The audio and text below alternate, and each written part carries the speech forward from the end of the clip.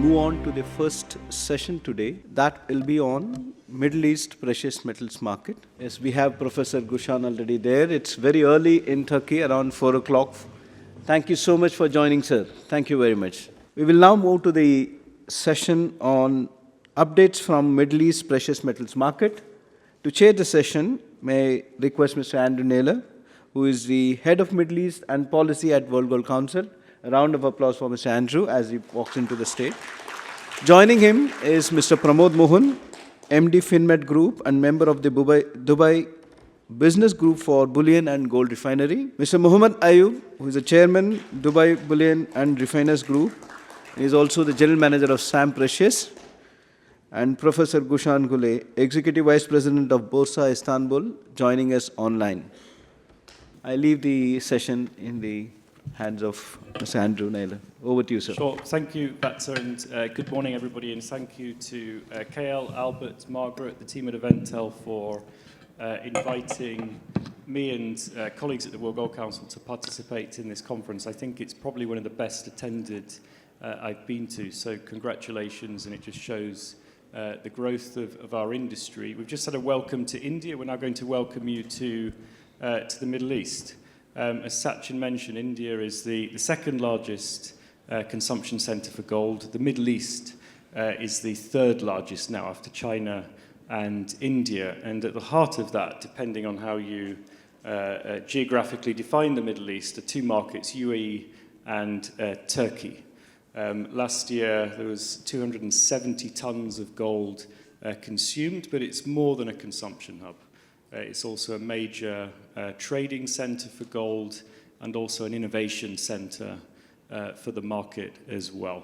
And to explore this, delighted to be welcome my fellow panelists. We've got Mr. Mohammad Ayyob, General Manager of Sam Precious Metals and the Chairman of the Dubai Bullion and Refiners Group, Mr. Pramod Mohan, Director of the precious metals company FinMet and a former bullion banker here and in the Middle East region as well. And a special thank you to Professor Güzhan Gülay, Executive Vice President of Borsa Istanbul, who's joining us from Borsa Istanbul online, and I believe it's about 4:30 in the morning. So thank you very much, Güzhan, for your commitment. We've only got 30 minutes, so I'm gonna go straight into questions. Perhaps I can start with you, Mohammad. Dubai, or the UAE more broadly, has grown significantly as a hub. It's a large consumption center, but it's not about domestic consumption. It's about the trading activity, and it's now the second largest cross-border trading center for gold after Switzerland, if you look at imports and exports. And I just want to explore some of the drivers behind that, some of the challenges that the market faces, and how the industry and government in the UAE is addressing those and helping to develop the market. Thank you very much. Good morning, everyone, and thank you very much for having me over here. It's a good opportunity for me that I wanted to take, because I have been talking to the fellow colleagues throughout the conference since yesterday, and I have been noticing that there are some outdates on the Dubai news. So till now, I hear the word DGD, or Dubai Good Delivery, or I hear about local business partner, or I hear about some outdated information, which I thought that today on the panel, I would like to talk more and elaborate more, a little bit more about Dubai, on what's going on in Dubai. So there are no longer anything called DGD, as in Dubai Good Delivery. This has evolved now, and it's been taken over under the Ministry of Economy to become a UAE Good Delivery. So it's no longer called Dubai Good Delivery. It went to cover on a federal level, and it went under the Ministry of Economy of the federal side of the business. Dubai has also went a few steps further, and now we have associated or formed a group called the Dubai Business Group for Bullion and Gold Refinery, which has been long due. It used to be under the Gold and Jewelry Group, and all together under one business association. But now there is a location and there is an address for people to inquire about the gold industry and to go to if there is anything to do with the gold industry. We formed the group. It's less than 1 year old till now. We're still working on that, and soon you will have more information coming throughout the media on the mission and vision of the group, which is basically to position Dubai as a global trading hub using the best practices around the world. And we are going out now to talk to different associations. We had a great meeting yesterday with the SBMA. Thank you very much for your support. And soon we will be announcing more and more news on what is going to happen. Back to the business in Dubai. Yes, Dubai has been positioning itself strongly as a gold hub. With the enhancement of the regulations, I don't want to talk more about the Dubai position and geographically or the infrastructure of Dubai or how the DGCX is playing an important role and the DMCC. But definitely the focus now is towards the East and the Middle East. The government is supporting us big time in getting SEPA, the comprehensive free trade agreements. One of the most successful SEPAs is between the UAE and India, which basically really gave us a great opportunity to do businesses and attract more businesses into the UAE, pushing down businesses to India. Such initiatives is to show the support of the industry. The group has also been participating with the Ministry of Economy to go and do more of regulations for the industry. So we're working very close to the Ministry of Economy and able to enforce the training, enforce the rules and regulations, educating the industry, making them more aware about the responsible sourcing, supply chain. Now we have the World Gold Council also is participating within the activities of the bullion industry. So I think it will be only going better and better going for our territories and our areas.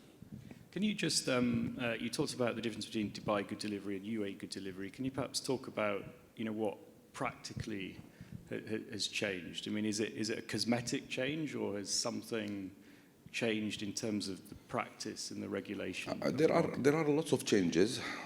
In terms of practices, yes. Since now it's under the Ministry of Economy, I believe enforcement or one of the major changes is the enforcement of the responsible sourcing and supply chain and the trainings on that. But it's not a huge change between DGD and UAE good delivery. But now we have a new committee, say, for example, it's like Emirates Bullion Committee. This is something which we didn't have it defined well in the DGD and the UAE good delivery. Yes, we had a committee, but now it's on a federal level under the Ministry of Economy. So this is it's a minor changes, but it's now covering us federally. If you may, I may just add a bit what Ayyob just mentioned. So he spoke about the regulatory changes. And this morning, I was having coffee and someone just walked to me and said, "Oh, you're Pramod. I met you 10 years back to open an account in Scotia when I just started the bullion business." I said, "Oh, it's great." So he told me that he has got, based out of Dubai, he has got the bullion business. He is into wholesale, retail, and manufacturing. So the entire chain. And he said, "So how is it going?" So, very interestingly, he told me the way the company has evolved since 2015. He said, "Oh, earlier, I used to get a lot of doré across the globe into Dubai, but since 2018, things have changed. So regulations have changed. So I started adhering to it. I started streamlining my entire operations. And currently, they're very successful. And more importantly, he was very proud to tell me that, his was one of those very few accounts when the bank started culling down all the bullion accounts and in UAE. It's still with one of the biggest banks in UAE, which clearly states that adhering to the regulations, what has been happening around, you listen to it, you be a part of that, you're going to benefit from it. So I think that's the changes. One is the regulatory changes. how it can be implemented, and how it sort of affects the people on ground. Once they embrace it, how it really helps them to build a better business. And you're a former banker. I mean, do you think that getting banks more active in that market could be a driver of change and improve formalization? It's something that we're looking at. There's been a number of potential barriers. I mean, the FATF grey listing was one, and then the de-risking after the global financial crisis. But that's history, and we've moved on from that. We're looking at other issues now around accounting and trying to harmonize accounting practices, which is something that the World Gold Council we're looking at. But I just want to explore, the benefits of the banks being more active. Do you think there's an opportunity for the banks to be more active, and do you welcome that? Absolutely. In fact, we, World Gold Council and FinMet did a program last year, really focusing on the opportunities for commercial banks in the bullion business in UAE. We got some good response, and the biggest challenge that the local banks are facing is the lack of expertise or lack of understanding about the sector. I think it's about a constant, continuous program in terms of making them understand. And I think outreach from the World Gold Council, from the Emirates Bullion Committee and the DBRG would definitely help these banks get more involved into the business. One of the biggest banks, Emirates NBD, came out and informed the market that they are going to be actively involved in the physical business after a gap of 10 years. So which is, I think, is a great starting point. There are other banks who are actively looking at it. I understand it's a very long process. We just need to be a bit patient. But definitely, as the market is evolving, the trade volumes are increasing, the regulations are pretty much in place, which is supporting the business. Banks are going to come in, the local banks are going to come in, and probably at some point, the international banks, which are currently not active in the region, may come back and start looking at the business in UAE. Talking about banks is quite a good segue to bring in Professor Güzhan Gülay, because the banking system in Turkey, certainly from a retail perspective, is very, very active. And actually, the market in Turkey, I think, is a great case study for how banks can participate, improve access to gold, make gold work, not just for individuals, but also for the country as a whole. So Professor Güzhan, do you want to comment on that? I mean, Borsa Istanbul really is at the center of that from a market infrastructure perspective. You kind of anchor the gold market and the banking participation in gold in Turkey. Would you like to just introduce the role of Borsa and the role of the banks in your market? So, well, thank you very much. Well, I would like to thank to my colleagues, Singaporean colleagues, just inviting me to this invaluable conference. And also, I would like to thank to all the colleagues and the friends there. It's an honor to be with you. The time is not important. As I said, this is an honor. Well, I think, you have just got my slides so that it would just be easier and better to just continue with them. Is it possible, or? Yeah, we can see your slides now. Okay, perfect. So you can just go to the next one. First of all, I would like to emphasize that the first gold exchange, spot gold exchange in the world, which is the Istanbul Gold Exchange, has been established in 1995 and has been merged with two other exchanges in 2013. And also becoming and just named after Borsa Istanbul and now after 2017 we are a group which we include the clearing and settlement custody, Takas Bank, and also the central depository of the Turkey, which is Merkezi Kayıt Istanbul, as a group, and so that we would just try to give the services as a supermarket, financial supermarket for the investors and also for the, as you mentioned, to the banks and all the other venues. So next one, please. So when you think about the domestic relations and the government bodies' collaborations with Borsa Istanbul, I can make a summary starting from the mining. We are we're in very close relations with the Ministry of Energy and Natural Resources, and also with the central bank in the mining sector. And what is done after the gold is extracted in the mines, which are controlled by this Ministry of Energy and Natural Resources, they are brought to some local refineries, and after they are refined and turned into standard gold, usually to the LBMA standard gold, it comes to Borsa Istanbul, and the central bank has the privilege to buy these extracted gold in Turkey. And if they are going to use their privileges, they would just have the transaction with Borsa Istanbul and in Borsa Istanbul, and we store the gold for central bank unless they have some other places to send it. And when you think about the refineries and all the other players in the market, we also work with Capital Markets Board and Ministry of Treasury and Finance, and we just have a marketplace for all the traders and the others, so that they would just trade in a secure and organized form in Turkey. And also, when you go further for the transactions, Banks Association of Turkey is also involved in the regulations, and after the mines are extracted, they are sold and shared in the market.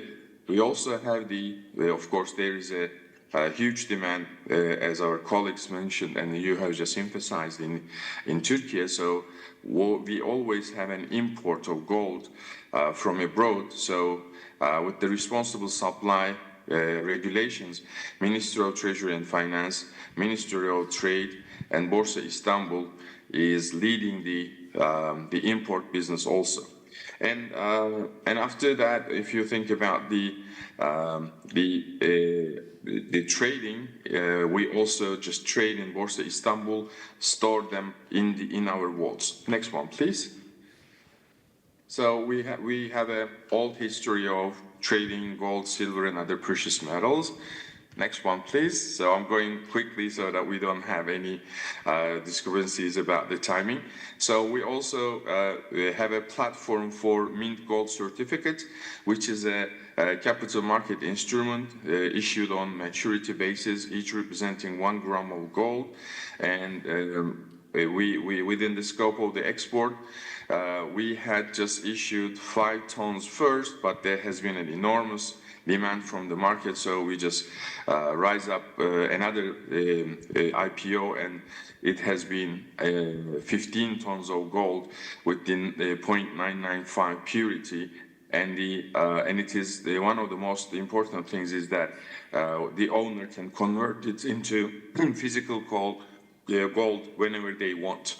So let's go to the other one. And we also have the gold funds traded as ETFs. And interestingly, 40% of the ETFs in Turkey is gold denominated. Next one, please. And we also have the gold futures, and these gold futures are in the number of trades and the contracts traded is number 3 in the world. So there is also a very huge demand in the futures market. Next one, please. And we just provide something very interesting in our group companies. So Takas Bank has a gold transfer system which works like an ETF, so electronic fund transfer system.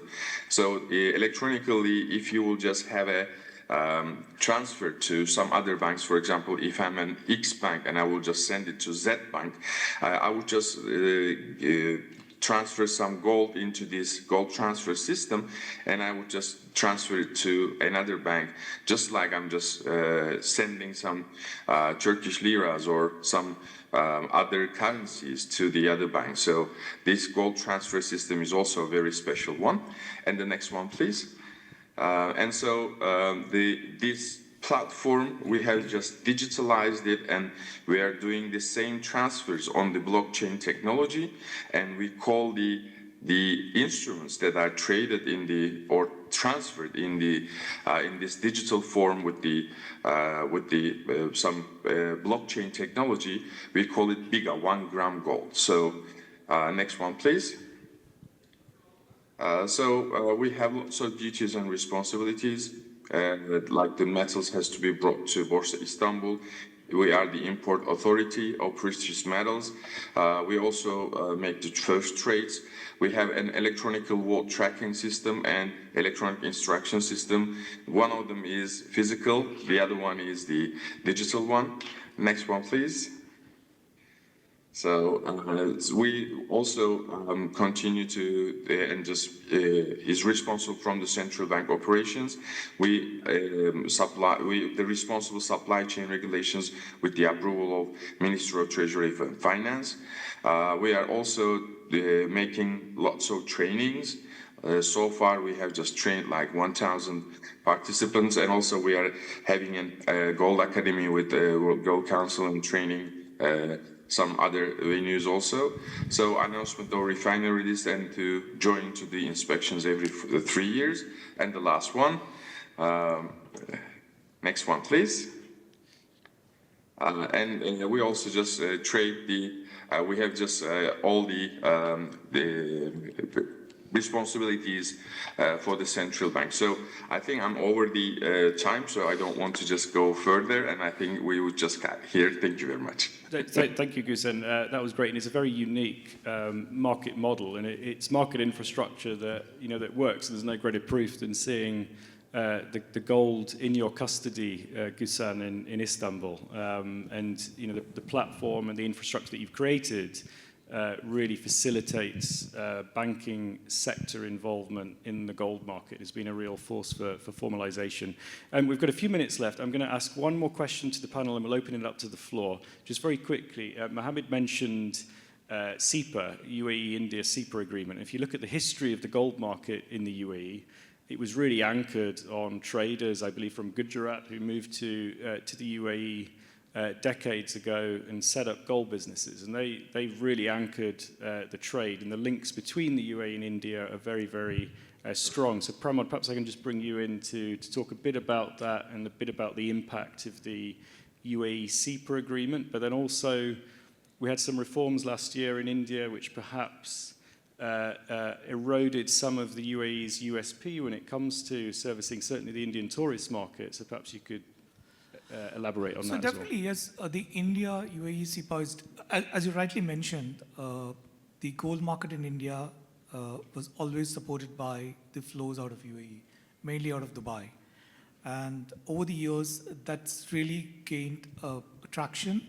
And with this India-UAE CEPA, which allows starting off with 120 tons, going all the way to 200 tons of gold in the next 2 years, at a 1% differential duty, it really opened up a great opportunity for the UAE good delivery bars to be imported in India. And that was, and it got a really good boost when the India International Bullion Exchange, IBX, opened up a specific contract for UAE good delivery gold.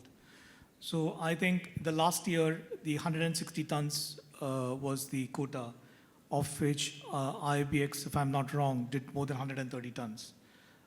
So that really opened up a great opportunity for these flows into India, and more importantly, it also shows that the importance of a positioning of UAE good delivery. So previously, I think we have around 40 plus refineries in UAE, of which only 3 are UAE good delivery, which clearly shows the advantage that a refiner can get if you are adhering to world-class norms. So that's a great, so I think this would really open up more refiners to try to come into this new category. And more importantly, it also opens up opportunities of UAE good delivery bars, not only as a part of CEPA into India, into the other ASEAN markets. So if you look at it now, currently, these bars are getting circulated in Hong Kong, in Indonesia, and in Malaysia. Singapore is an exception because they just don't have the GST exemption. I'm sure it's a matter of time when the governments look into it and then make some changes on that. So definitely, yes, CEPA, the India-UAE CEPA has been a great opportunity. There has been ups and downs in the process with the allocation having its challenges. But hopefully things would get streamlined in the next couple of weeks and we should start seeing these flows into India. India also has been having a lot of FTAs with the ASEAN countries. But I think the most important one has been what we have seen, the impact has been on the India-UAE on the gold flows. Thank you. We've got 5 minutes left. If you do have questions, please use Slido, and the questions should appear on the screen. While we're waiting for those, perhaps I'll bring in Mohammad.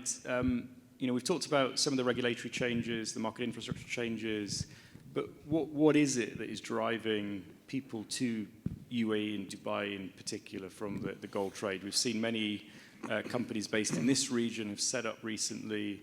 What is the reason for that? That's a very good question, Andrew.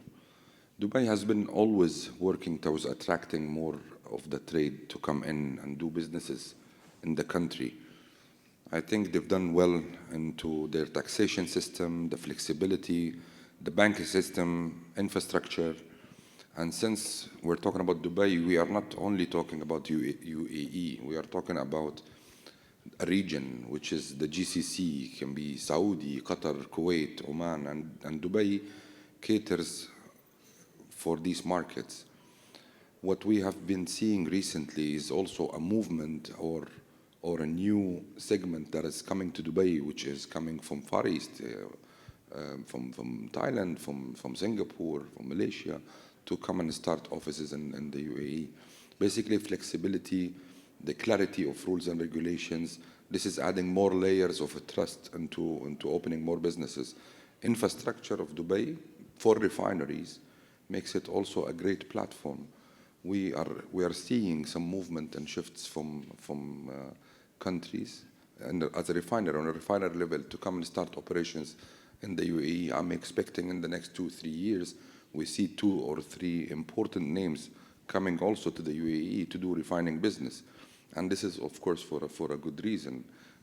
Dubai as a hub, catering to the entire region, great relationships, CEPA agreement, the government is supporting, flexibility on the taxation system. I think it makes it a great platform to do business.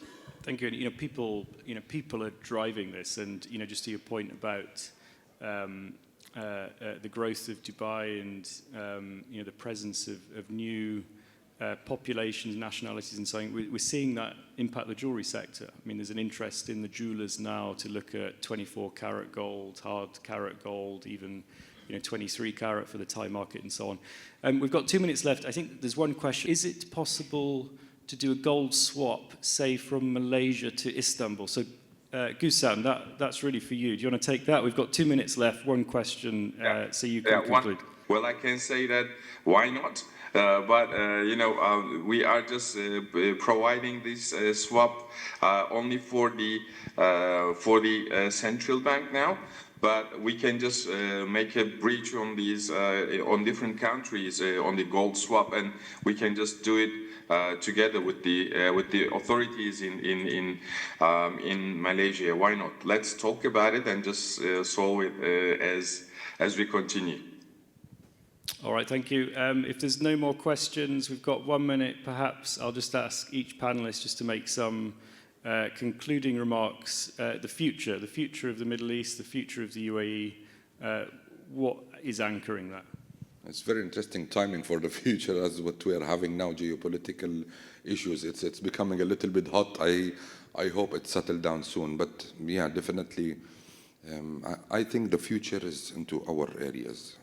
I think this is where the new generations and innovation and technology and opportunities are raising towards the East and Middle East.